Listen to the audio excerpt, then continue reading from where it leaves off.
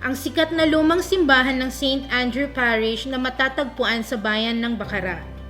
Ito ay isang historical landmark ng probinsya ng Ilocos Norte. Ang bayan ng Bacara ay isang ikatlong klaseng bayan sa lalawigan ng Ilocos Norte, Pilipinas.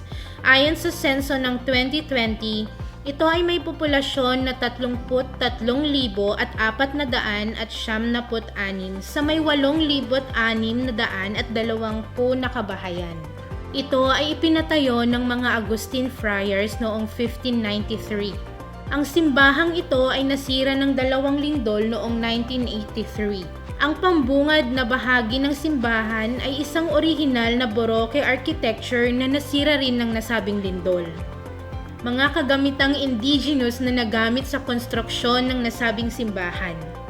Coral bricks na gawa sa luwad at molasses na hinaluan ng dahon at mga sanga ng mga puno na niloblob sa tubig ng mga kagamitang ito ay inihalo rin sa mga sumusunod tulad ng lime na galing apog at mga nasunog na shells.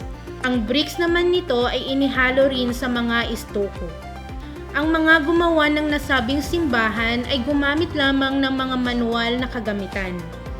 Nagawa ang nasabing simbahan sa loob ng 6 na taon. Ang imahe ng patron ng nasabing lugar ang nasa gitna ng altar. Ang mga tao ng bayan ay ginugunita ang pista ng San Andres sa tuwing darating ang Nobyembre 27 hanggang 30. Ito ay dinadaluhan ng mga balikbayans ng lugar.